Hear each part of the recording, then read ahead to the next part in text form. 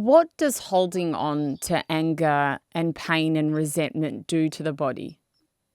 Well, you know that wonderful the Buddha quote, having a resentment, what, like drinking poison and Mm. waiting for you to kill your enemy. Anger is a condition where your brain goes offline. Your nervous system is jolted with adrenaline and threat chemicals.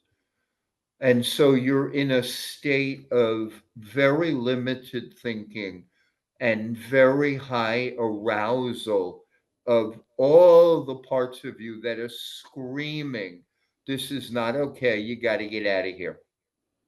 Over time, one that makes normative not thinking.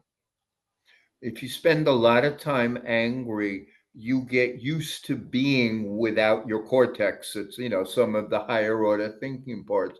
And you start thinking that's normal. Secondly, your body adapts to the stress and so creates all kinds of physiologic adaptations, high blood pressure, a difficulty with digestion, muscular problems. It creates all sorts of issues that if it's not stopped, they cause illness and degradation of the physical form.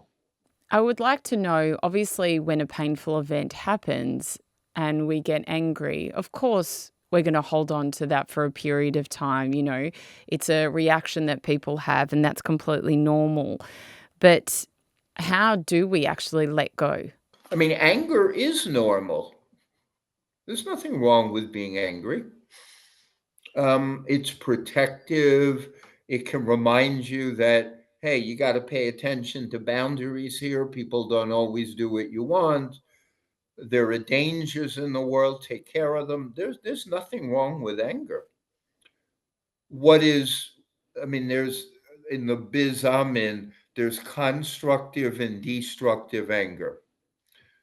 So constructive anger says, hey, I'm walking down the street, I see somebody harassing somebody, I get angry and try to stop them. Or somebody demeans me, I bark back because I'm angry. Constructive anger attempts to or solves a problem. Destructive anger looks at the past with a kind of helplessness.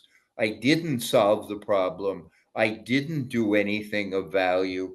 And now I use anger so I don't have to feel all the vulnerability and pain that I actually have to work through with grief.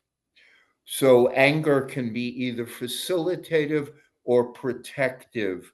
But when it's protective, it becomes habitual. And therefore, it is really hard for people to even recognize after a while that they're angry.